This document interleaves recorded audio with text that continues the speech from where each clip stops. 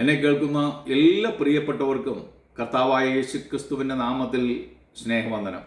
എൻ്റെ പേര് ഐസക് മുത്തായി. 2 ദിനവൃത്താന്ത പുസ്തകം 26-ാം അധ്യായത്തിൻ്റെ 19 മുതൽ 21 വരെയുള്ള വാക്യങ്ങൾ. ധൂപം കാട്ടുവാൻ കയ്യിൽ ധൂപകലശം പിടിച്ചിരിക്കെ ഉശിയാവ് കോപിച്ചു. അവൻ പുരോഹിതന്മാരോട് കോപിച്ചു കൊണ്ടിരിക്കെ തന്നെ യഹോവയുടെ ആലയത്തിൽ ധൂപപീഠത്തിൻ്റെ അരികെ വെച്ച് പുരോഹിതന്മാർ കാണെ അവൻ്റെ നെറ്റിയിൽ കുഷ്ഠം പൊങ്ങി. മഹാപുരോഹിതനായ ഐശ്വര്യാവും സകല പുരോഹിതന്മാരും അവനെ നോക്കി. അവൻ്റെ നെറ്റിയിൽ കുഷ്ഠം പിടിച്ചിരിക്കുന്നത് കണ്ടിട്ട് അവൻ തൽക്ഷണം അവിടെ നിന്നും പുറത്താക്കി. യഹോവ തൻ്റെ മേൽ ബാധിച്ചതുകൊണ്ട് അവൻ തന്നെയും പുറത്തു പോകുവാൻ തത്തപ്പെട്ടു.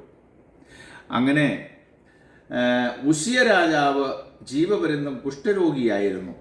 അവൻ യഹോവയുടെ ആലയത്തിൽ നിന്നും ഭ്രഷ്ടനായിരുന്നതിനാൽ ഒരു പ്രത്യേക ശാലയിൽ കുഷ്ഠരോഗിയായി താമസിച്ചു.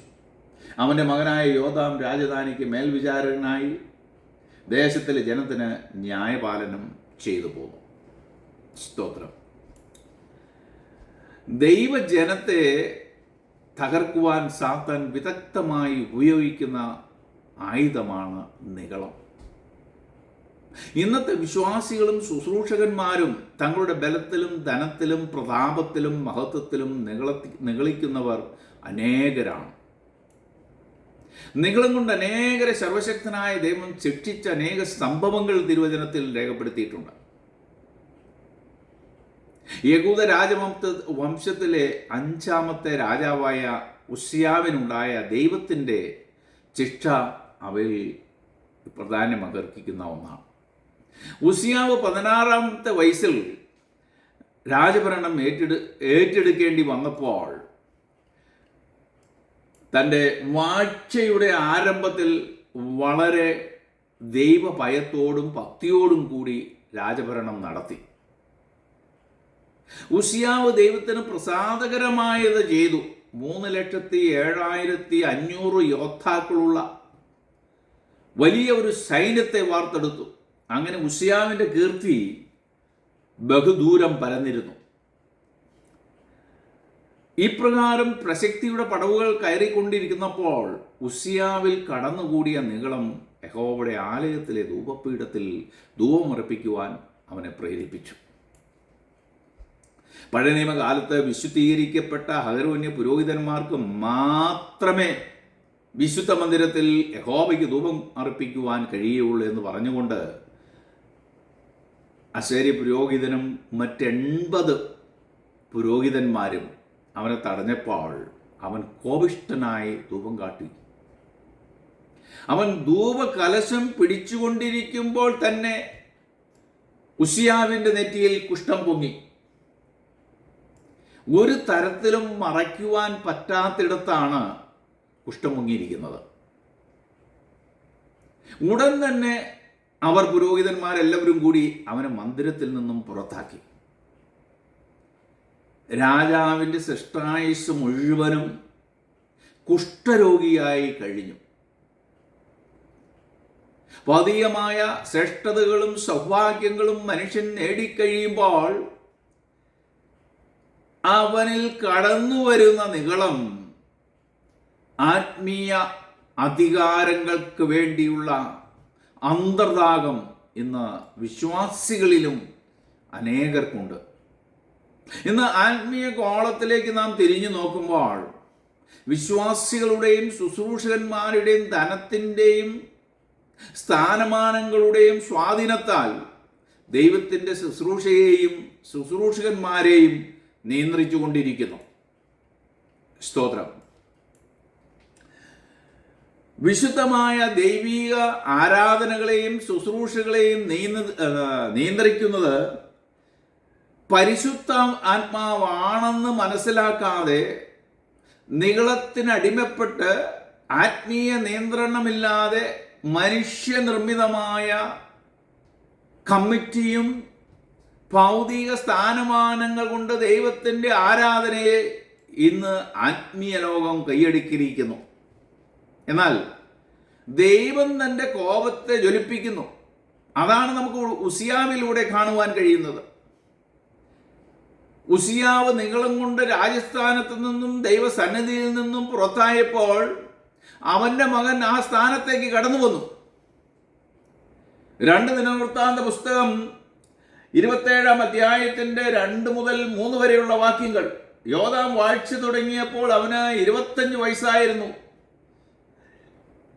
അവൻ 16 വർഷം യെരൂശലേമിൽ വാണു. അവന്റെ അമ്മയ്ക്ക് യെരൂശ എന്ന് പേരായിരുന്നു. അവൾ സാദോക്കിന്റെ മകളായിരുന്നു. അവൻ തന്റെ പിതാവായ ഉസിയാവ് ചെയ്തതുപോലെ യഹോവയുടെ ദൃഷ്ടിയിൽ ശരിയായത് ചെയ്തുവെങ്കിലും യഹോവയുടെ ആലയത്തിലേക്ക് അവർ പ്രവേശിച്ചിരുന്നില്ല.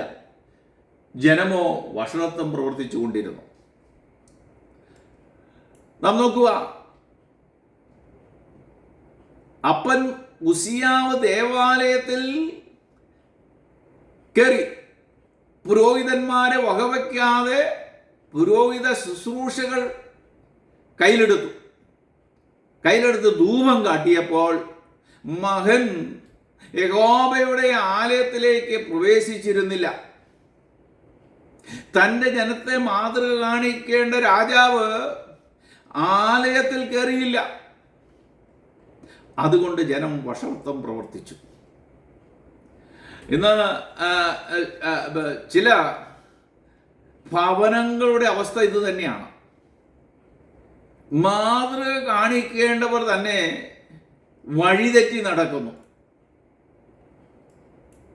അപ്പൻ നിഗളിച്ച് ധൂപം കാട്ടി കുഷ്ഠം വന്ന് ദേവാലയത്തിൽ നിന്ന് പുരോഹിതന്മാർ ഇറക്കി വിട്ടു. മകൻ ദേവാലയത്തിൽ കയറിയില്ല. മകന്റെ മകൻ എന്താണ് ചെയ്തതെന്ന് നോക്കുക. 2 ദിനവൃത്താന്തം 28-ാം അധ്യായത്തിന്റെ 24-ഉം 25-ഉം വാക്യങ്ങൾ. ആഹാസ് ദേവാലയത്തിലെ ഉപകരണങ്ങൾ ഒന്നിച്ചു കൂട്ടി അവയെല്ലാം വെട്ടിമുറിച്ചു. യഹോവയുടെ ആലയത്തിന്റെ വാതിലുകൾ അടച്ച് യെരൂശലേമിന്റെ ഓരോ മൂലയിലും ബലിപീഠങ്ങൾ ഉണ്ടാക്കി. അന്യദേവന്മാർക്ക് ധൂപം കാട്ടുവാൻ അവൻ യഹൂദയിലെ ഓരോ പട്ടണത്തിലും പൂജാഗിരികൾ ഉണ്ടാക്കി. തൻ്റെ പിതാക്കന്മാരുടെ ദൈവമായ യഹോവയുടെ കോപത്തെ ജ്വലിപ്പിച്ചു. സ്തോത്രം.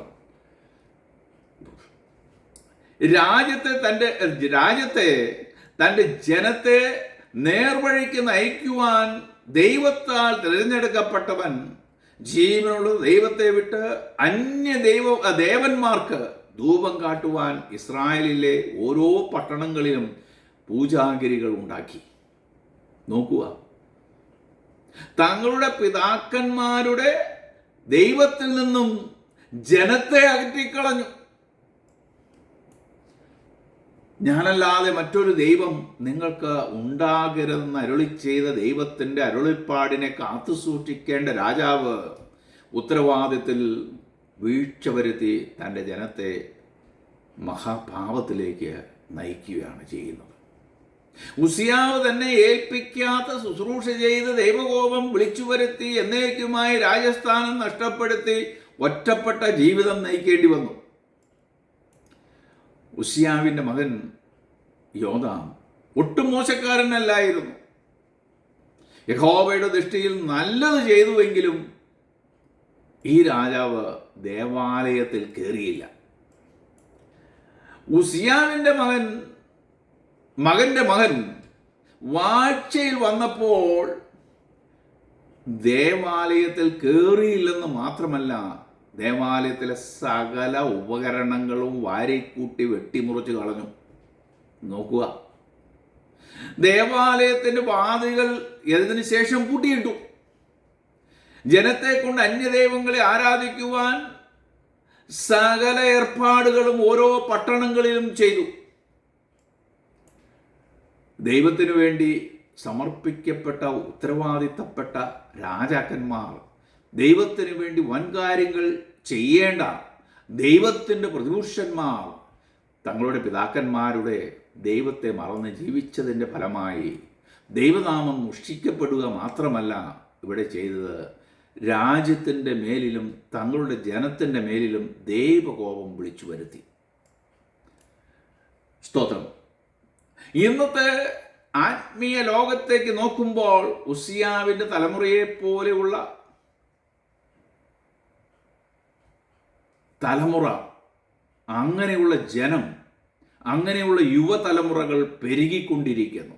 കാരണം മറ്റൊന്നുമല്ല, ലക്ഷ്യം തെറ്റി രാജ്യഭരണം, ഭവനത്തിലെ ഭരണം, സ്കൂളുകളിലെ ഭരണം, ഇതെല്ലാം കൊണ്ട് ഇന്ന് ജനം വഷളത്വത്തിൽ നിന്നും വഷളത്വത്തിലേക്ക് നീങ്ങിക്കൊണ്ടിരിക്കുന്ന അവസ്ഥയാണ് നമുക്ക് കാണുവാൻ കഴിയുന്നത്. 1 ദിനവൃത്താന്ത പുസ്തകം 25-ാം അധ്യായത്തിൻ്റെ 5 മുതൽ 8 വരെയുള്ള വാക്യങ്ങളിലേക്ക് നാം നോക്കുമ്പോൾ, രാജാവിൻ്റെ ദർശകനായ ഹേമാന്റെ പുത്രന്മാരായിരുന്നു. ദൈവത്തിൻ്റെ വാഗ്ദത്തം അനുസരിച്ച് അവനെ ഉയർത്തേണ്ടതിന് ദൈവം ഹേമാന് 14 പുത്രന്മാരെയും 3 പുത്രിമാരെയും കൊടുത്തിരുന്നു.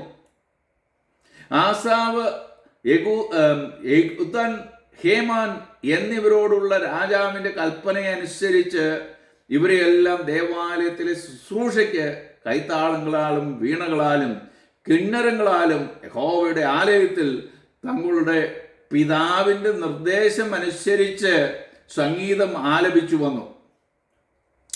യഹോവയ്ക്ക് സംഗീതം ആലപിക്കുവാൻ പരിശീലനം ലഭിച്ചവരും സമർത്ഥരുമായ ഇവരുടെ സഹോദരങ്ങളെല്ലാം കൂടി 288 പേരുണ്ടായിരുന്നു.